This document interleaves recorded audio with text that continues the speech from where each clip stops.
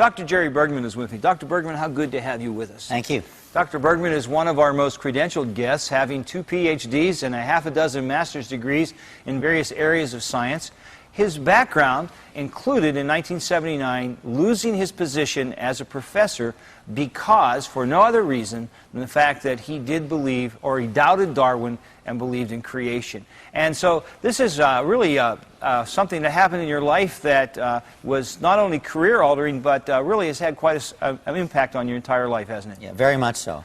And one of the results of that is a book that the name of our show today, Persuaded by the Evidence, is also the title of this book, Persuaded by the Evidence, same title that you and Doug Sharp have written together.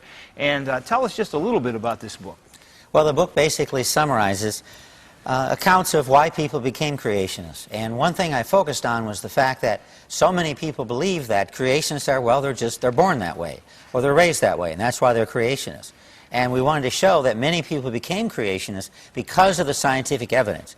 In fact, many people in the book, including myself, became creationists by the evidence, not because we were raised this way. And this is why I titled the book, Persuaded by the Evidence. It's very important because the other side is always saying that we are so blinded by our superstition and our religion that we are unable and incapable of objectively looking at science, and this certainly refutes that, doesn't it? Yes, it does, and that was one of the purposes of the book, because most people in the book have PhDs in science, and many are practicing scientists. Right. Well, now, you have a quote up here from Ernst Mayr, a zoologist at Harvard. I would love for you to talk to us about Ernst for a little bit. Okay, let me just read exactly what he said, and this was a strong motivation for writing the book. One of the most influential evolutionary biologists of our time was Ernst Mayr, who was, of course, professor at Harvard. And he said that, quote, no educated person any longer questions the validity of evolution, which we now know to be a simple fact. And he's been claiming this, by the way, for over 40 years. In 1967, he said, evolution is accepted by every scientist, he says. And for this reason, it is no longer necessary to enumerate painstakingly the proofs for evolution. Now, when I read this, I thought, gee, I know many PhD-level scientists that do not accept evolution as we defined it. And in fact, I started to make a list of these scientists, and I ended up with over 3,000, and this is my list here. You can see it's pretty extensive. Yeah, I'm just looking at a page, and every name on this page has a PhD after it almost. I think there's maybe one there that's a DDS, whatever that means. But it's PhD after PhD. And, you know, it's interesting that you've assembled 3,000 names of creation scientists, particularly in light of some of the other shows we've done that have talked about the tremendous persecution that sometimes scientists have to go through when it's discovered that they're a creationist. Yeah, that's a very good point. I would have had many more names, but I did not add names to this list unless they were public.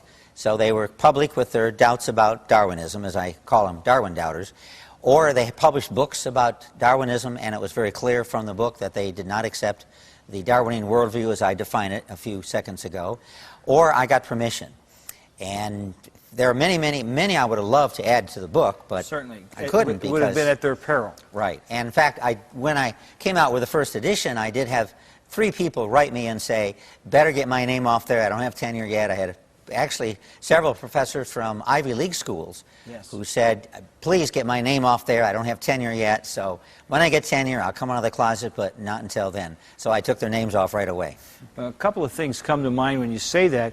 First of all, I wonder how big a list we could make if we had God's knowledge, how many more PhDs there would be that were creation scientists if they hadn't been persecuted and if there hadn't been prejudice against them because of their faith.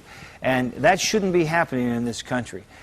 But secondly, there's a hopeful sign to that. I think there are more folks out there who are creationists than maybe Ernst Mayr would ever even suspect. Oh yeah, many more. Now, many of these are Muslims and other faiths. They're not all Christians. But nonetheless, when you look at the 3 so-called people of the book, Christians, Muslims, and the Jews, there is an enormous number of people that simply don't buy into evolution.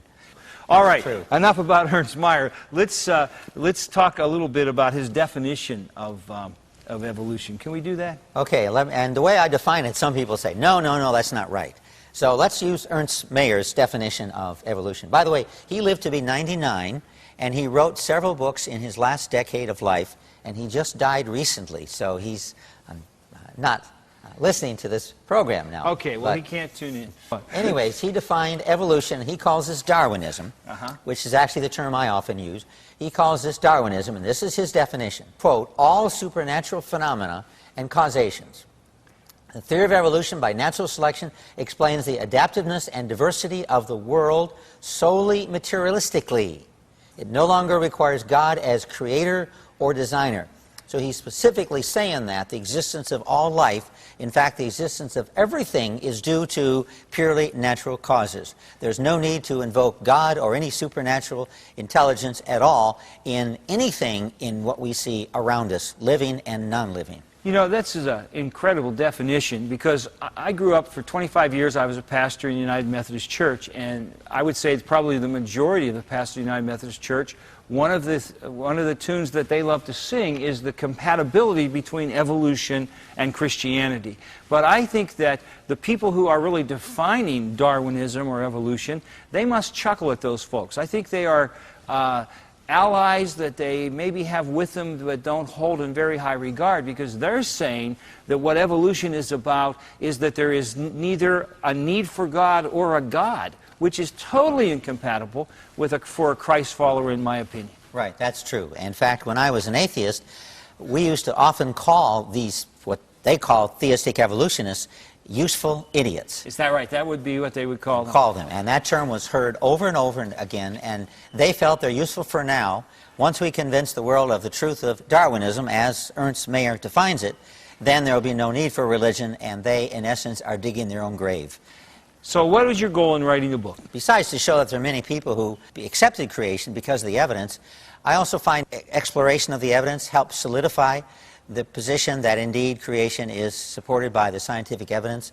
And some were theistic evolutionists who became creationists because of their study of the evidence. But one of my goals was so much scientific evidence out there in support of creationism, and this evidence was, well, it's hard to convey to the common people. And so I wanted to write a book that would be easy to understand by the common people.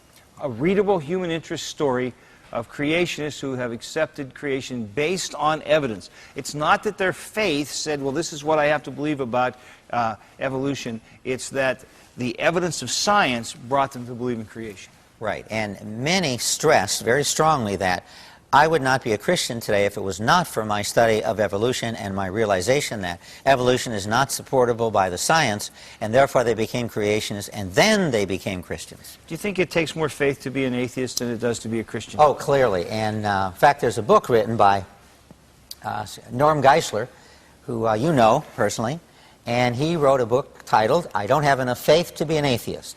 And he shows that indeed it takes more faith to be an atheist than it does to be a creationist. It does, because you have to get something from nothing. That's right. You were an atheist at one point. Let's talk about your own personal journey before we talk about these other guys. Well, the first thing I looked at when I was questioning my atheism, and I began to question atheism for a number of reasons. One reason was a lot of the scholarship that atheists did, I realized through a lot of reading, was just not valid. Like the claims about Galileo and Bruno, and the claims that the church executed many scientists because of their science. I realized that these claims were just not true. They're just false. And so I became disillusioned with atheist scholarship. And the next step was, indeed, is there any evidence for evolution? Because a major reason why many people are atheists is because they are convinced we do not need a creator to account for the origin of life and the universe. And so this is a foundational doctrine of atheism. And so I decided, well, if this is not true, indeed, if evolution is not valid, then that negates the main reason why many people are atheists. And so then that forced me to look into creationism first and then Christianity later. I was fascinated by the chapter in the book on your own personal walk to learn that you grew up with a mother who was a Jehovah's Witness and a father that was an atheist. So I saw both extremes. And you did, and yet you essentially rejected both in favor of what you came to see as the truth. Right. That's true. Okay, that's wonderful. Well, I think you're an incredible example because most of our folks think that we have to be a Christian so we hold on to creationism. And I think stories of folks like you, who it was the science of creation that eventually brought you to Christ, is tremendous. Why don't you go up to the board and talk to us about some of the others in the book as well? First, I should mention that some of these people in the book were reared Christians. Yes? But they held on to their conclusions due to the evidence. So the evidence was important, even in these cases. And my own conclusion is, I should mention, and the conclusion that I used in writing the book was, evolution, which I define again as molecules to man, never happened, could never have happened, and this is based on science, not on religion. This is a very common misconception. People assume that people are creationists because of religion. And in my case, I found many, and most in the book actually, held on or became creationists because of science, not because of religion. And example is, we can see this progression here, which, by the way, I just recently wrote an article about, but this is commonly presented. And when you study this, you find that these are either faked, or they are distorted, or the evidence is very unpersuasive for what they call a monkey or primate to man. Of course, actually they stress that man has a common ancestor with apes. Man did not descend from apes. But that's a minor point. And another concern, and this comes out in the book, is that dogmatic evolution, I find, is interfering with science. That's fascinating. It's going to keep us from the advancements we need to make. Right, because you are looking at the world with very distorted glasses. You're not looking at what's there, but you're looking at what you want to see there. So we're not dealing with reality. Right, right. And there are many examples of blinders. And I stress you must look at the evidence only, and this is why, of course, we use the title that we did for the book. And you must not force the facts into an evolutionary interpretation. And this all too often is done. And I could give several examples, but probably one of the most familiar to me is pseudogenes and junk DNA. It was said for a long time, in fact, I remember discussions that I got into with colleagues. They said, Bergman, this DNA is junk, like 95% of the DNA is junk. It has no function. And I say, we can't say that. All we can say now is we don't know that it has a function. And they said, no, look, you cut it out. Introns are removed from the gene, and they're not used, they're not transcribed, they're not translated. Therefore, they are junk DNA. They have no function. And over I argue with colleagues about this. Now it's widely recognized that much, if not most, possibly almost all of this so-called junk DNA now we know has a function. Much of it has a regulatory function. That's amazing to me. I think today DNA is held in such regard that to think that it wasn't that many years ago it was regarded as junk is kind of scary. Yeah, yeah. And I've seen what creationists were arguing for many years has been to some degree, if not to a large degree, vindicated. And this has, many scientists, by the way, will admit that this has interfered with doing science. We should have recognized at the beginning that, well, we don't know what it does, but let's try to find out what it does and go from there. Well, some examples in the book. Dwayne Gisht, his story of his life. He went to University of California, Berkeley. And most people, I didn't really know much about his background until he did a chapter for the book. He was, for many years, was one of the most well-known creation scientists. He's retired now, but he did his work in biochemistry at Berkeley, University of California, Berkeley. He also was a researcher for Cornell and industry for a number of years. Henry Morris, also well-known, and many of us, I didn't know much about his background, and he PhD at the University of Minnesota. He also was a chair and professor of hydraulic engineering at Virginia Polytech Institute and State University, often called just Virginia Tech. And I go into detail, or he goes into detail, in his life, in why he accepted creation. He was at one time a theistic evolutionist. He was not a creationist, a young earth creationist. Another case is Raymond Damadian, who has a medical degree and was a professor of biophysics at the State University of New York. And he's well known for inventing the MRI. Wow. And there's been quite a bit written about him and how he developed the MRI. One thing he told me was that when I was developing the MRI, people said, you're crazy. You can't put people in magnets. It's not going to work. You can't do it. Then when he developed the MRI, and it finally was proven to work, and of course now it's a standard technology in many hospitals, then his friend said, you didn't do it. So when he was trying to do it, they said you couldn't do it. When he did do it, they said you didn't do it. Which is, even though he has a legal patent, he had to go to court to protect his patent. He did prevail in court, and he is the legal inventor of MRI. For the record, he did it. He did it, yes, he did it. All right. Although others improved upon it. Sure. But that's common with most inventions. Oh, yes. And, but he did the initial work which showed that MRI technology is possible. You can image bodies using magnetic resonance imaging. And he was a creationist. And he was an outspoken creationist. Great. And there's a chapter about him in the book. Wernher von Braun, who was actually the leader of our space program, he was a German scientist.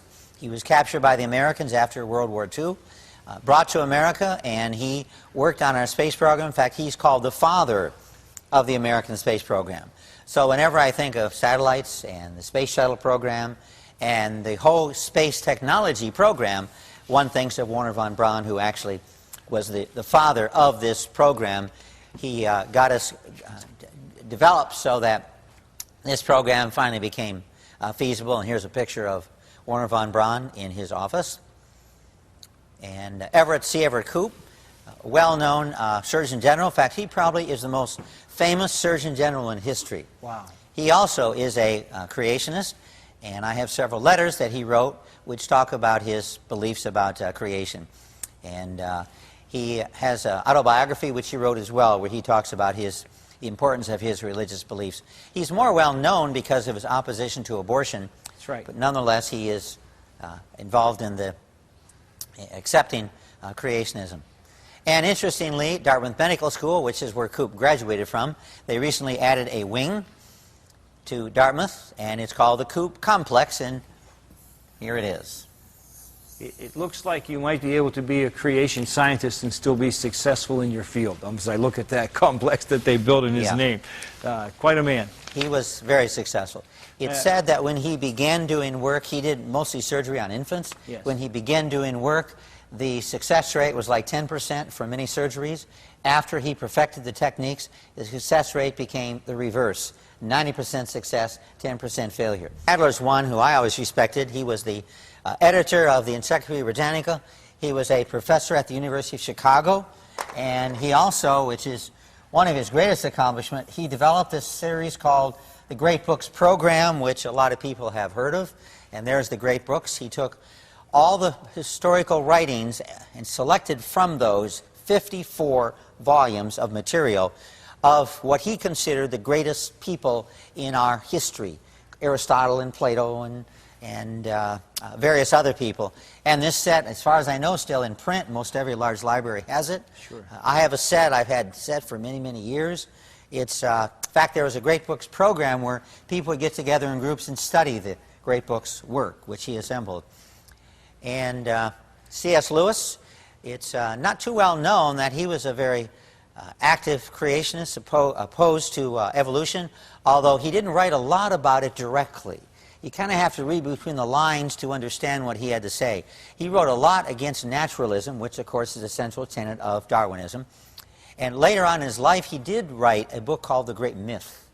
And in that small book, actually, in that he really effectively dissected why evolution could not be true. But ironically, that wasn't published until after he died. He was kind of fearful of being too open about his opposition to Darwinism because he felt that it would detract from his main message, which was a Christian apologetist. Right. But he clearly did have major reservations for that. In fact, it was an entirely different worldview. Right. And so it had to be addressed. I would urge our people to read. You call it The Great Myth. Yeah. Truly one of the great minds of the 20th century, C.S. Lewis. Clearly. And there's Cover Magazine, a story about him, C.S. Lewis, on Christian History Magazine. And he's probably most famous for his work, which has been translated into movies and many languages. Dr. Bergman, as you were talking and writing with the men and women whose stories are told in this book, do you ever come to a point where you think the truth is going to become so overwhelming that the lies simply won't hold water anymore? It seems that way if you're willing to look at the reality, if you're willing to study and read what people have said and what we found through science about reality. And the truth will prevail. Irreducible complexity is the idea that in order for something to function, it must have a certain minimum number of parts. A good example would be a human being. For a human being to function, it must have, absolutely must have, at least part of the brain. It must have a heart to circulate blood. It must have a certain level of blood.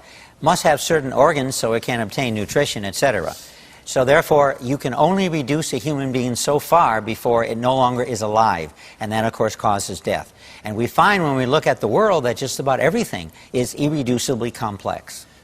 And I should mention, this does not mean that one cannot remove a part. It's often assumed that irreducible complexity means you cannot remove a certain part. It says there's a certain minimum number of parts that is necessary in order for something to function. I conclude that everything is irreducibly complex except what they call the fundamental particles. One set is called quarks. And you may not be aware of that, but there are 6 basic kinds of quarks. There's top, bottom, strange, charmed, and up and down. Those are the 6 kinds of quarks. So they are fundamental particles. As far as we know, quarks cannot be reduced farther. That's it. And the next one is leptons. And leptons we're probably more familiar with. There's electrons, neutrinos, at least electrons we're familiar with, tau neutrinos and muon neutrinos and so on. By the way, quarks are assembled to produce things like protons and neutrons. Protons are 2 up quarks and a down quark produces a proton. And 2 down quarks and an up quark produces a neutron.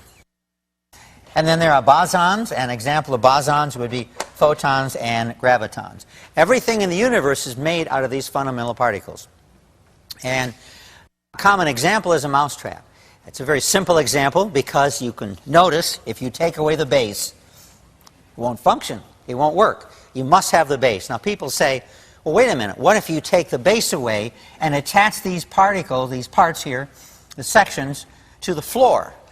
Well, the floor just becomes the base. Right. And I point that out to students because in chemistry this is a central concept, and they notice right away, well, you still have a base, it's just the floor becomes the base. So a mousetrap is irreducibly complex for it to function, and we're talking about a mousetrap like this, which functions in a house to catch mice. People say, well, you can dig a hole and catch mice. That's true, but it's not very convenient to do in a house. And periodic table, all of the elements are irreducibly complex. You must have a certain number of protons, electrons, and neutrons to produce all of the elements. And a good example is carbon-12. To get carbon-12, you must have 6 protons, 6 neutrons, and 6 electrons. You cannot get carbon-12 any other way than have 6 protons, electrons, and neutrons. If you have a different number of electrons, guess what? We have an ion of carbon. We don't have a carbon atom. We have a carbon ion. If you have a different number of protons, you of course have another element. If you have a different number of neutrons, you have carbon-14 or carbon-9 or carbon-12. Okay, examples. Well, obviously, radios. To have a radio that functions, you must have a certain minimum number of parts. Television is a good example. When the television was invented, in order to get a television system that worked, you had to have a unit which would pick up the light, which would translate the light into electrical impulses, which would send the electrical impulses through the air eventually, and then you had their receiver which picked them up, which translated them back into light so you could see the television picture. And that's a good example. MRI and so on, another example. Looking at this whole issue is the idea of intelligent design. All that says is that we can look for evidence of intelligence in nature. And the best example, the most common example, is the watch.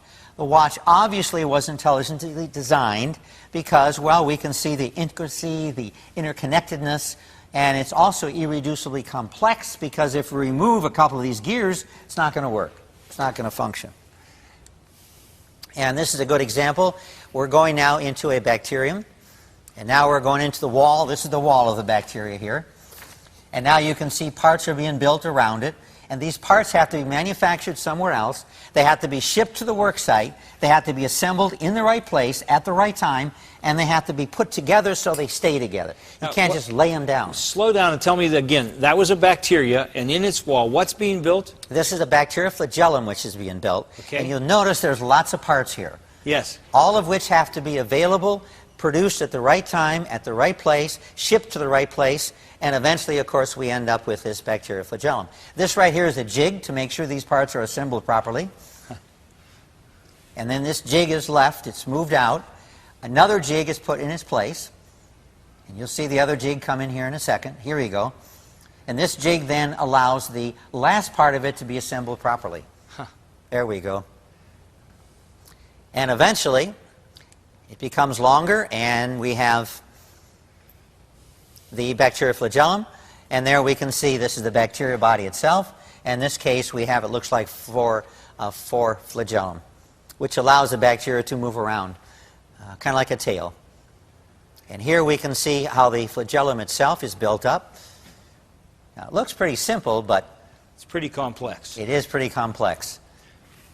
And these are the parts. You can see this is D0, D1, D2, D3. These all have to be manufactured at the right place, assembled at the right time, and once they're assembled, then it, of course, functions as a movable, flexible tail, which you can see here in a second again.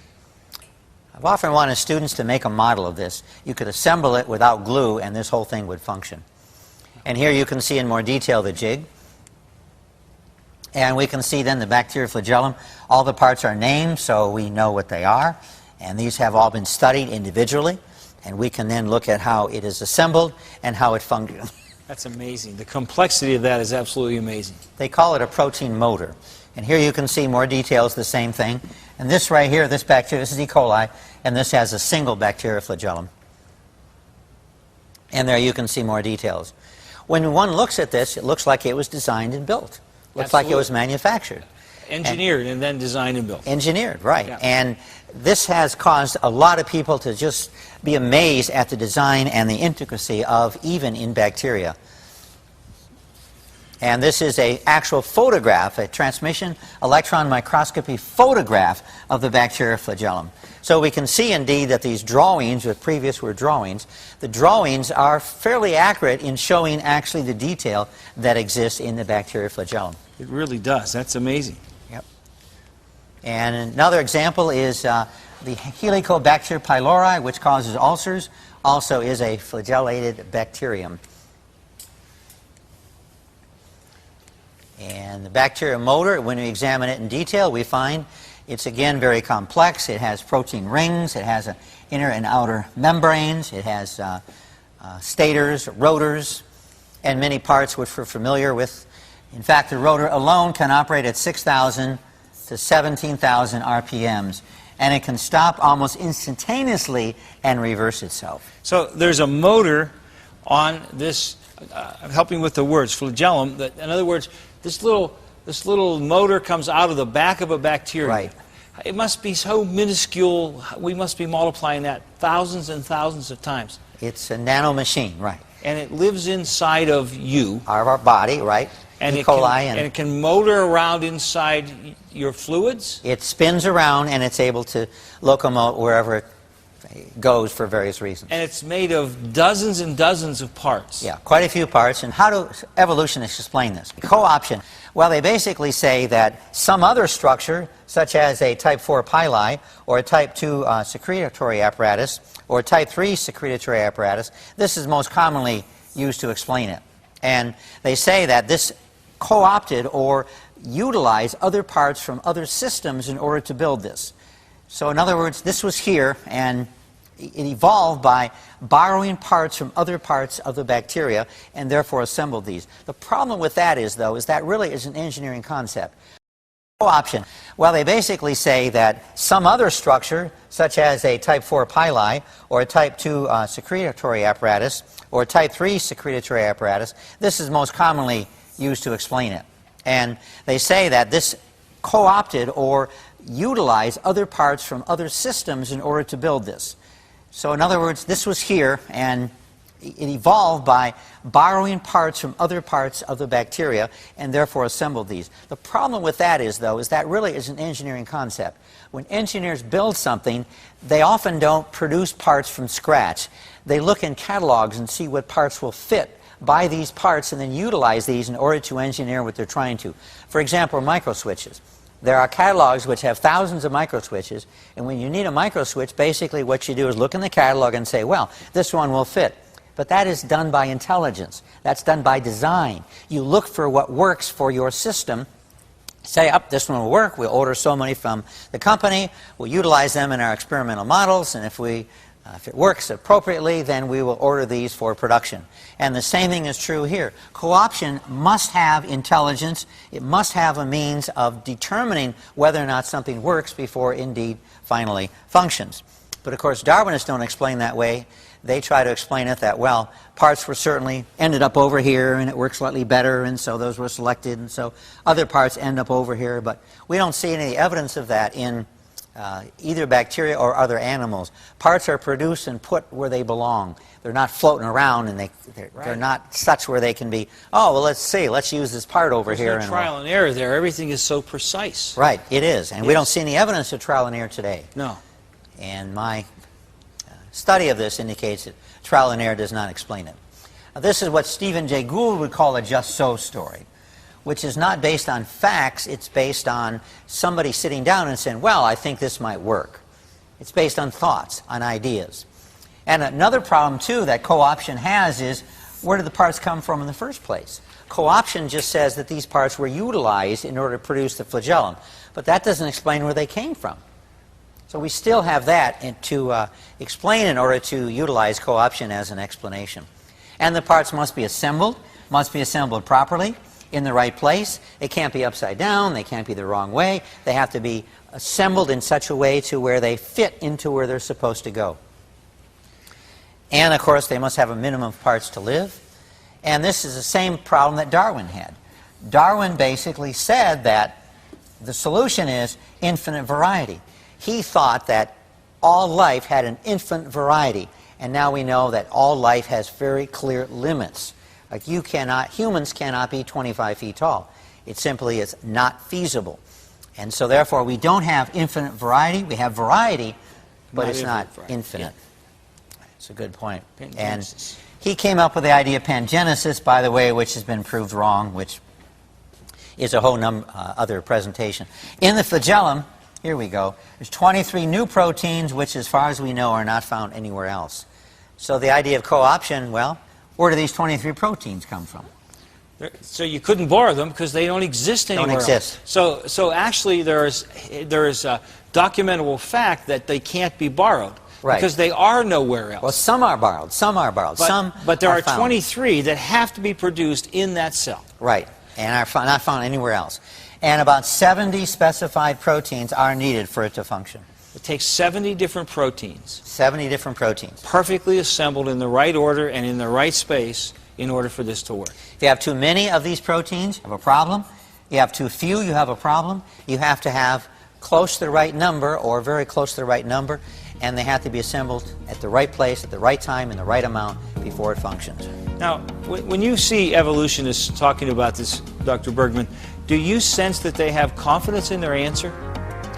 Well, what they say over, and I've discussed this with many evolutionists, and they say, well, just give us time, we'll figure it out. Dr. Bergman, we talk about IC and ID. Right. And let's be sure that everybody's on board by what we mean by both those terms. Okay. ID is intelligent design, which ID is a concept which basically stresses the fact that certain things you can look for evidence of intelligence, like a watch.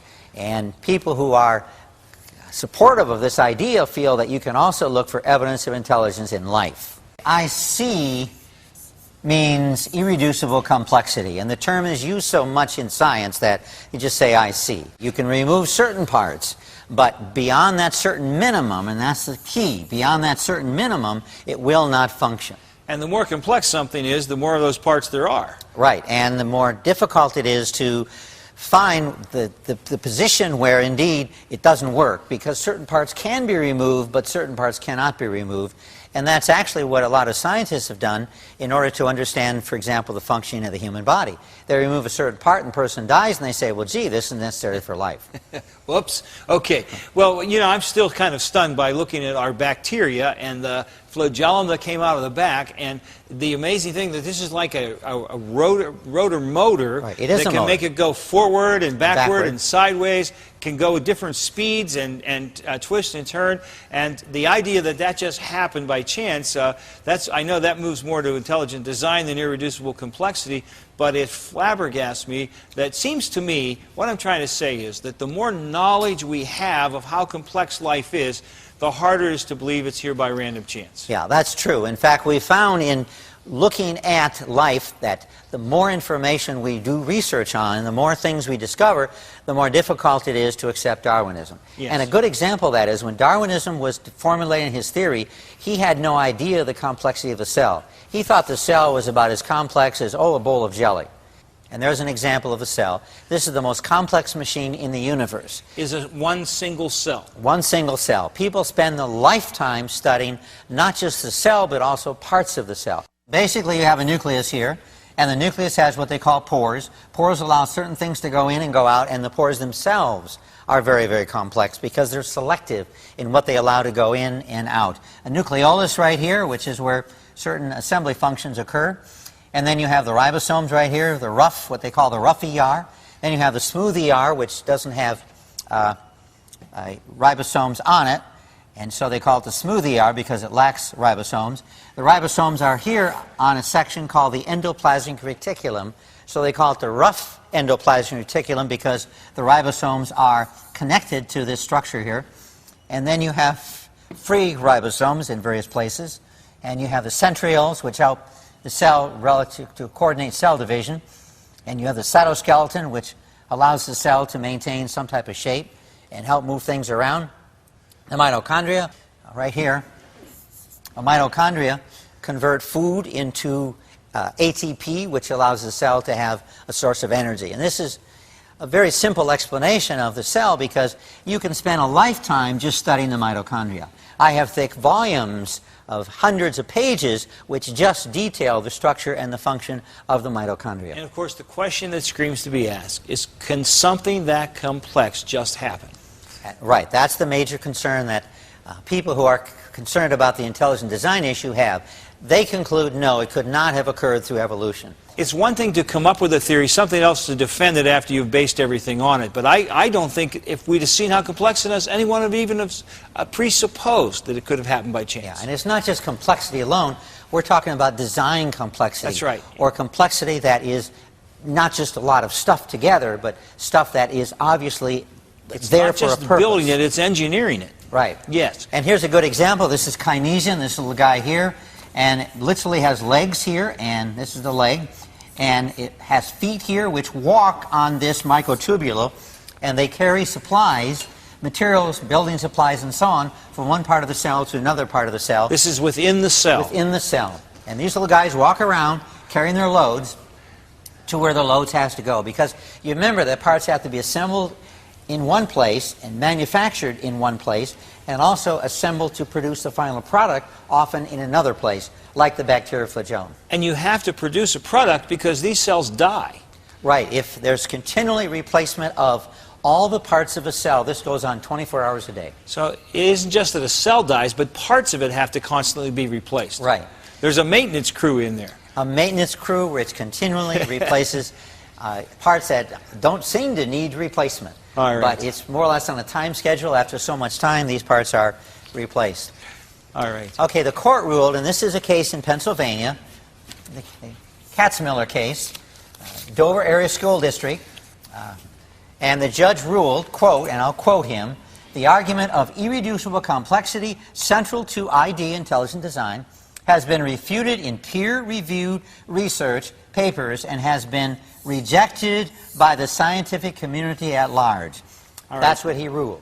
He said there are no peer-reviewed articles supporting Professor Behe, Michael Behe, Lehigh University's argument that certain complex molecular structures are irreducibly complex. But if you think about the material I presented, this is absolutely ludicrous. Yes. Because the fact is, everything, especially in chemistry, it's a major concept in chemistry, you have to help students understand the difference between carbon-12, carbon-14, between a carbon atom, between a carbon ion, and carbon and boron are different. How are they different? And irreducible complexity, I should mention, by the way, has been around since Aristotle. They recognize that for certain things to function, you must have a certain minimum number of parts. What is that? Is it a 1? Well, it looks like a 1. Now what does it look like? A plus. Looks like a plus. Now what That's is a 4. it? Looks like a 4. My intention when I drew this was a 4, but I didn't give you enough information in order to show you that, indeed, this is a 4. You had to have all the parts. So you have to have all the parts. So That's right. Intuitively, clearly, things are irreducibly complex. It's an idea that's been around for a long time. It was central to chemistry, development of chemistry, and so on. And this now has gotten in the media from the net. There's a quote from Amazon, a review of a book.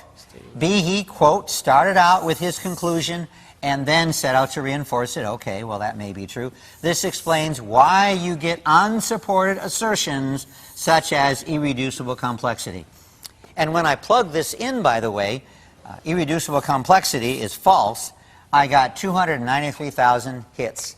So there are 293,000 hits which claim that irreducible complexity is false, and of course that's ludicrous. Dr. Behe is onto something, isn't he?